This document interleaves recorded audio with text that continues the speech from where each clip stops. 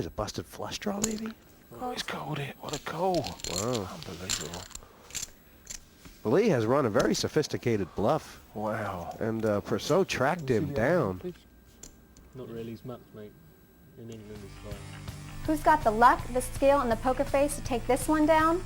We'll find out after the break.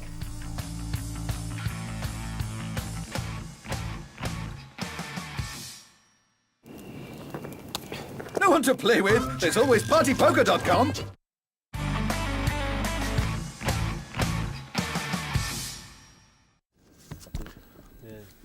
Yeah, I think Ryan went under it. Persaud does have the kind of table image where if he picks up some big hands later on, he's definitely going to get paid. But if he's trying to bluff later on, I'm not sure if it's going to work out. Jack Queen against Kings.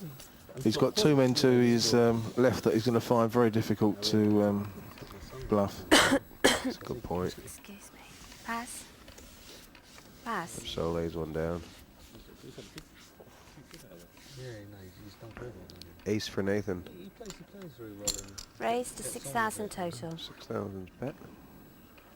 Oh man, I had that hand 4 times. Pass. And I'll tell you one thing about Thomas Beale. The first time he races, you'd be a madman to call Pass. him. Ian Fraser complaining he's had 3-9 4 times. 4,000 on Mathis. And Call. just taking a peek at the flop there. Yeah, just going to see what comes over and then decide what action to take. And good news for Nathan Lee. They've both flopped a Check. pair, but Lee's got the top one.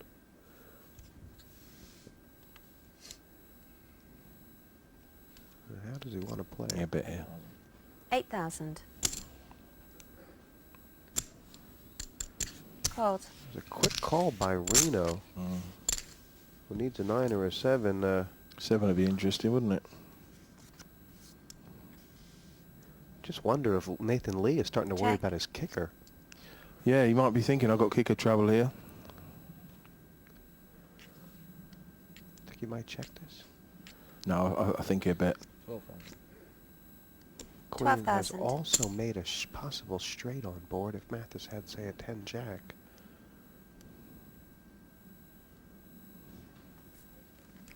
Pass. Now, that was a good strong bet by Nathan Lee to take the pot. Yeah, he fired the bullets, didn't he, Jesse? Sometimes it looks easy with top pair, and sometimes it looks very difficult. Yeah, it's easy sitting from here, isn't it?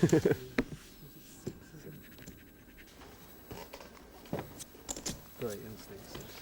That's why I'm a lot with it, to be fair. The big stack is in the big blind, Nathan Lee, but it's not really Pass. that big a stack. Average 100,000. And that's a raising hand for sure for Beale. Raise to 6,000 total. We got a car crash here. Mathis with the pocket pair on the button. I just think you flat call here. Call. He called it exactly. Why would he do that? He doesn't want to get it all in pre-flop? Well, Bill's not playing many hands, Jesse, so it's hard to know how strong he is. Family.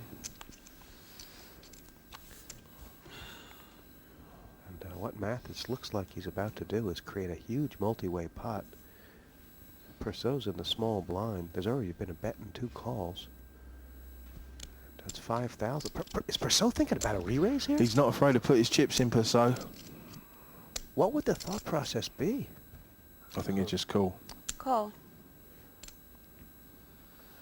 4,000 on Nathan Lee could call with a huge range of hands. Certainly that. No way! Oh, what a good lay down there.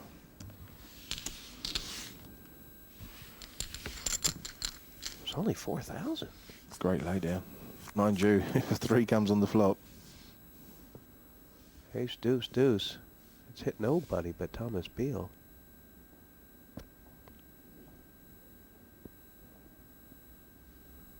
Check. And, He's got a bet here. He can't be frightened of a deuce, Jesse. so would there be any reason for him to check here? No, not at all. Just be giving free cards if he checks. This Pass. is likely a bet to take the pot, I imagine. Yeah, Pass. no one can call here. Pass.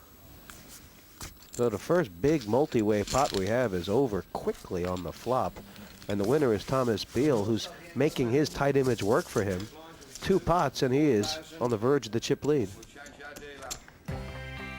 Thomas Biel, a runner-up in the recent German Open, and with online winnings of over $500,000, I'll bet he's glad he left his banking job to take up poker full-time. My family, when I first left the bank to become self-employed, they were less than happy, less than impressed with my idea.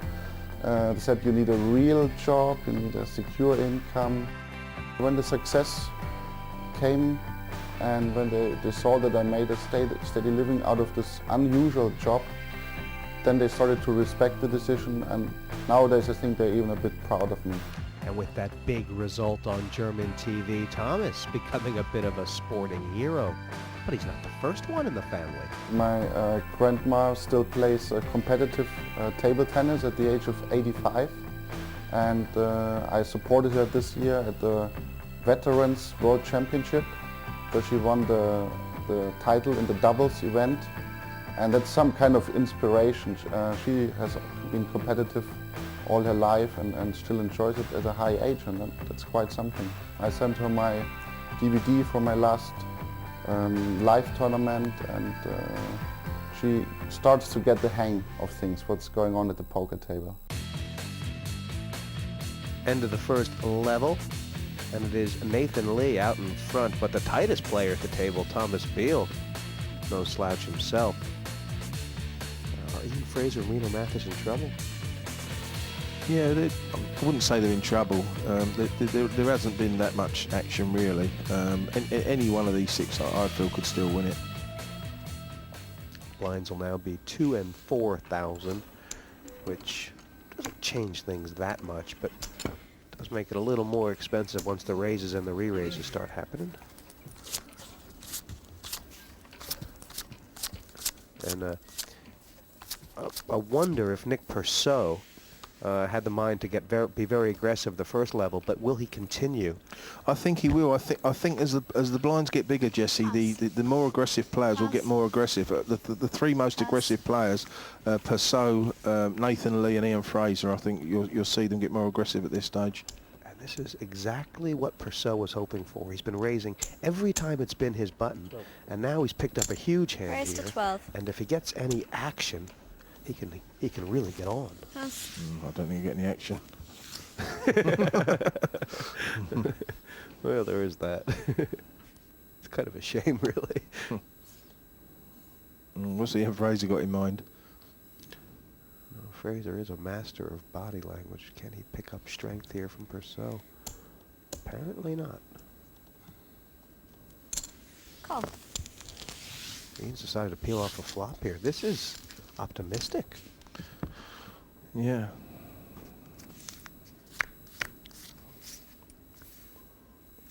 And Kings and Jacks are Check. leading right now.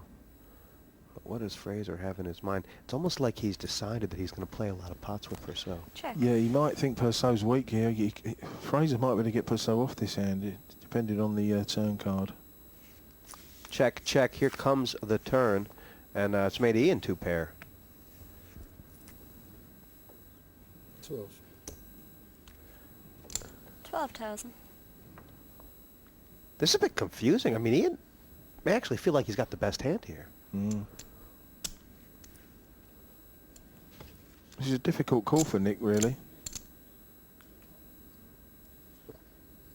It's almost like he's checked the turn to try and induce the bluff and call. I mean, check the flop to induce the bluff and call on the turn. He is playing against the defending champion here, and I guess this is how a player makes their mark in the poker world, making a move on a champion. What is the right thing to do here? To call or raise? Or fold? Well, if he thinks he's at it, then I'd put in a small raise just to find out. It's too many. Ian could get him off this hand with a big bet, depending on the river card. Purcell has called the 12,000. Fraser needs a 7. He has not hit it. And he's got a chance to really... He's going to have to make a big bet to win. 18 to call. Fraser may be betting for value here. He may be putting Purcell like an ace-jack or something. It's a bit of good call if Purcell calls this.